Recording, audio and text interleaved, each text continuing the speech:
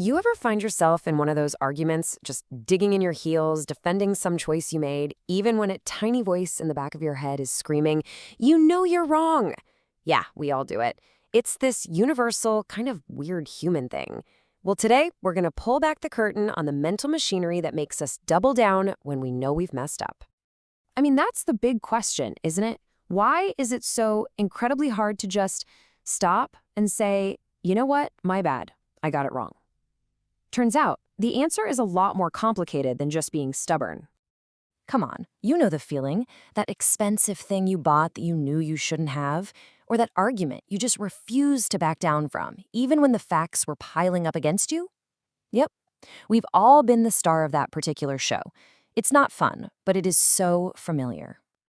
And here's the thing, this isn't some character flaw. It's actually a built-in feature of how our minds work. Our brains are basically hardwired with these little defense mechanisms, and their goal isn't to be right, it's to feel right. So let's look at the first clue to how this whole thing operates. Okay, first up, we've got to talk about memory. We have this tendency to look back at our past choices through, let's call it a rosy rearview mirror. The stuff we picked looks way better in hindsight than it probably was at the time. The official term for this is choice supportive bias, and what it means is that your memory isn't some perfect video recording. Nope. It's more like a personal PR agent, constantly rewriting history to make you look like a genius who always makes the best call. It emphasizes the good things about your choice and downplays the good things about the options you left behind. And you can see this in action everywhere. Think about buying a new car. Your brain will focus on that amazing sound system and the smooth ride, and it'll conveniently help you forget about the other car's better gas mileage that you were so worried about. It's basically your brain's way of editing out any potential buyer's remorse. And get this, it's not a one-and-done thing. This bias actually gets stronger over time. Right after you make a decision, things are pretty clear.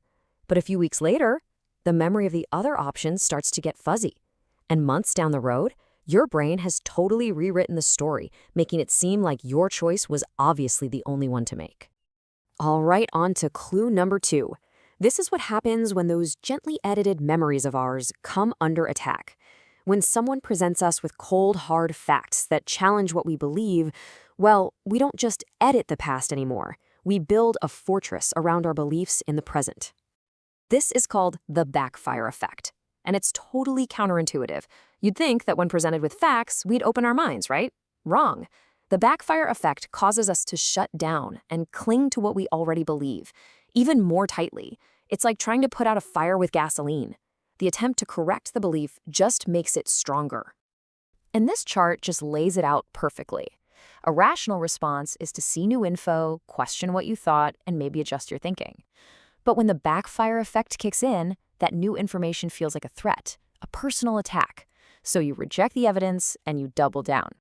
This isn't just some weird little mental quirk either. It has huge, real-world consequences.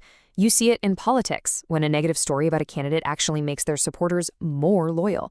You see it in health discussions, or even in finance, when an investor holds onto a failing stock because they can't admit their initial reasoning was wrong. This stuff shapes our world.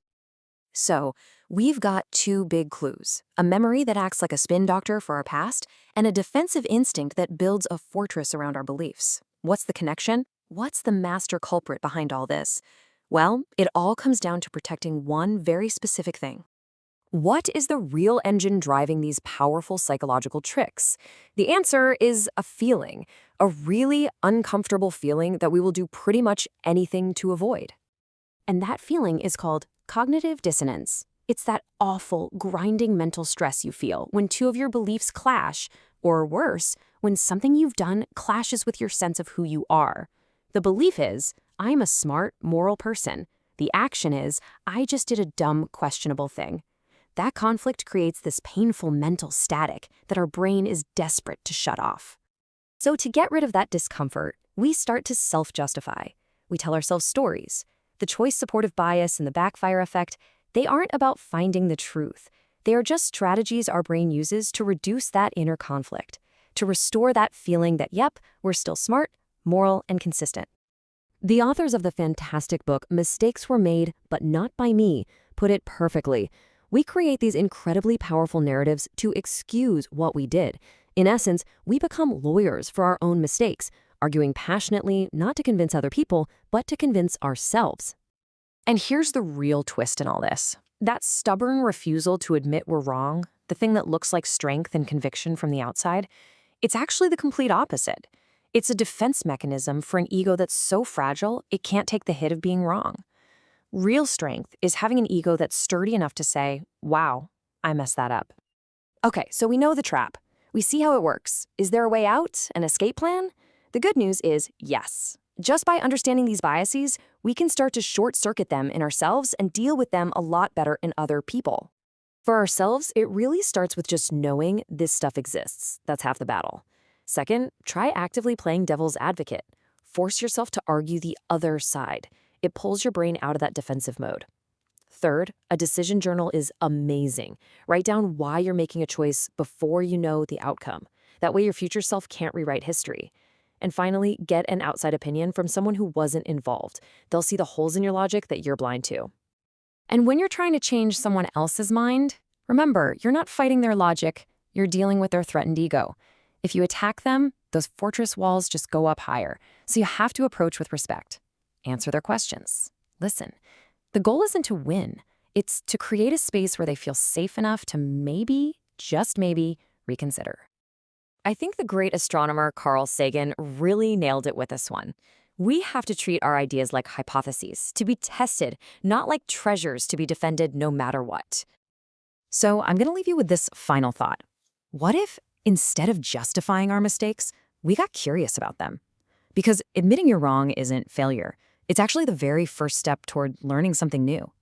So, what's one thing you could stand to be wrong about?